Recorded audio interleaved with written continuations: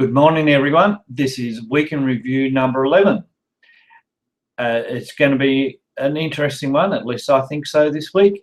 I have two parts. One is the Week in Review, and the second one is an announcement of the new revenue streams that I've decided to create.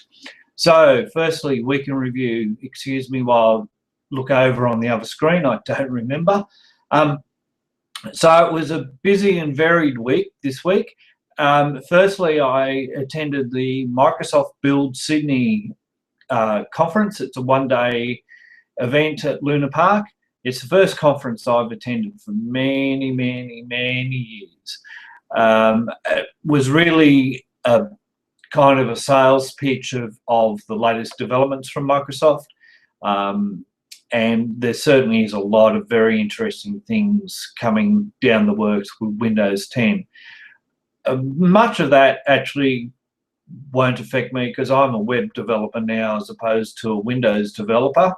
Nonetheless, it was interesting. I got to meet someone at morning tea and we had a big chat, and a couple of things that he said made me think a little bit about future direction, and that flows through to the announcement of new businesses that I'll be creating.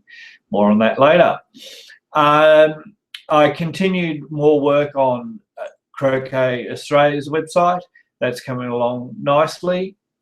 And I actually had 3 Google Hangouts during the week. 2 of them were with Joshua. The first one was me interviewing him about his ambitions of becoming a sports journalist, and he seems right on track as far as that's concerned, in my opinion. He's acting very professionally towards it, which is actually no surprise. Joshua is has always been a very determined and meticulous, I think you could say. The second interview with Joshua was the FA Cup final review. He loves soccer in particular, or football, and was up to watch the FA Cup, and he did a review with me as to the final, and he was very pleased with the outcome. His team won, and which Arsenal, I believe, won 4-0. The third Google Hangout was with Joshua again and his mate Reese. They interviewed me about my work career, and I think they got some helpful tips as to what they might do once they start working. And I'll be following up with Reese at a later date. He's looking to get into the IT industry, so we'll have a one-on-one to discuss how he might go about that. Right, and so now on to the big announcement. What is it that I'm going to do? And will I be able to explain it to you? I hope so. And I spoke to Nikki about this yesterday, and we're both quite excited about the opportunities that it hopefully will present. So the domain name is impressivemark.com, and what the service that will be providing is for people to be able to quickly and easily, and that's the important part, easily create websites for themselves. There are a number of options out there right now, but none of them, in my opinion, are easy to use. This will be targeted at people that are good at Word, for example, but don't have next to no or no experience in developing websites. Impressivemark.com will be hopefully will be the perfect vehicle for those people who need a website and know nothing about the internet other than how to get on. I now see that I've got a viewer that's come online, and I'll just mention that Q&A is open if you're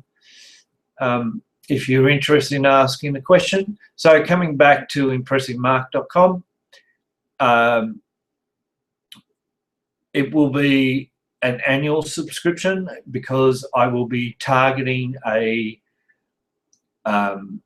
low price range. I think it'll be under, I expect it to be under $50. It will be under $50 per year that I'll be charging. Certainly there are people who charge monthly for such a service, but I'm looking at, I don't want to broadcast too much at this point, but I'm looking at a much lower point than even $50 a year.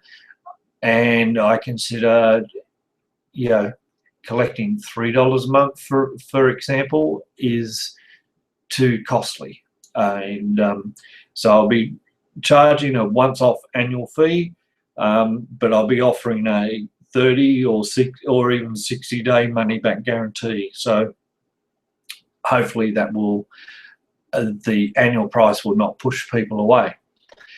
The second part to the revenue stream, which I'll be able to piggyback the website hosting, is I will be creating training videos, obviously training in programming. And initially what I'll do is try to create a following on YouTube where I will be creating training videos for free, and they will be based on the development for impressivemark.com. The source code for Impressive Mark will be open source. The actual website, sorry, I'll try and explain that properly. The actual code to onboard customers, to create customer accounts for the billing, etc., that will be closed source, so that will only be available to me. But the source code that will be running individuals' websites, that will be open source. So it's similar to the WordPress model, or exactly the same, where the WordPress.com, the code in that is closed, but the WordPress hosting software is open source. So I went back through all of that to explain that the videos I'll be creating will use the Impressive Mark open source code. I'll be using that material to create the training videos. So I'm just going to check here for a tick, excuse me, questions. No, okay, no questions. All right, that's fine.